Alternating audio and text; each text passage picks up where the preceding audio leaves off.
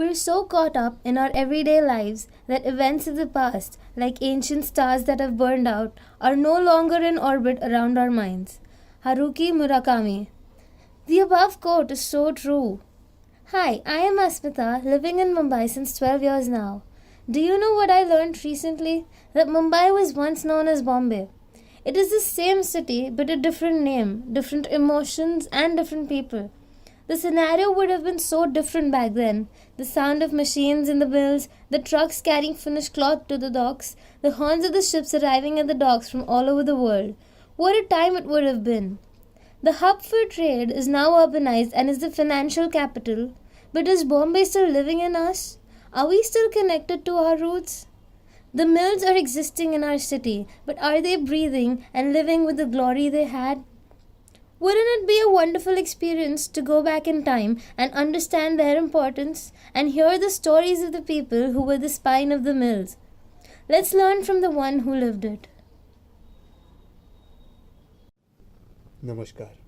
I am a mill worker who spent his significant part of life working in these mills, but my origin is back in my native. My native was a beautiful place, a place full of greenery, a place where I could touch the leaves of the trees, hear the voices of birds and animals. The Chauraha was where we gathered and spent our time. Yet something was missing. Our needs were increasing. We needed to take up a road towards solution. That is where the journey began. The journey was intriguing. During nights, the color of my dream changed to purple. My mind fearing then whether the path on which I am walking is safe. But something inside me burned as bright as color red, giving me courage, and each sunrise giving me hope for a better future. While migrating, I could completely sense a slow transformation of the environment. The scale was huge. Everything seemed so massive and tall. And everywhere I stood, I could just see the mills as a solution to all my problems. Life in mills was linear and disciplined. Initially, the sound of machines disturbed us a lot, but later it became an inseparable part of our lives. Working in the mills, I understood my fellow companions too had left behind their origins and migrated just like I did. We were one big family.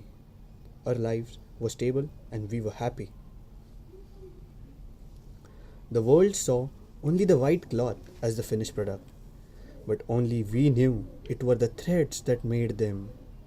It was our hard work, sweat that weaved this cloth. But this toiling gave no good yields. We were not paid enough wages. We were in turmoil and pressure. The ray of hope for a better future gave us the strength to come together and stand in unity. We fought and rose from the oppression.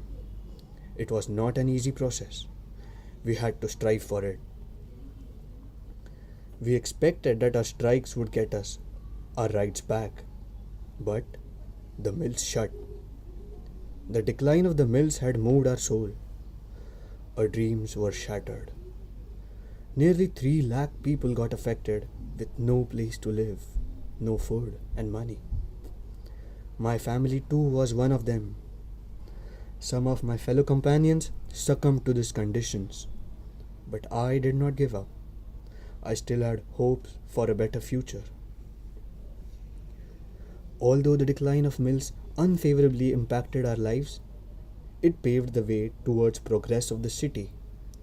It wasn't the end, it was the beginning of a new change. We progressed and walked to the new modern Mumbai. It was more organized and well planned. Everything was pleasing and an epoch. This is still not the end. There is infinite sea of hope, progress and possibilities. Mumbai has never stopped and never will.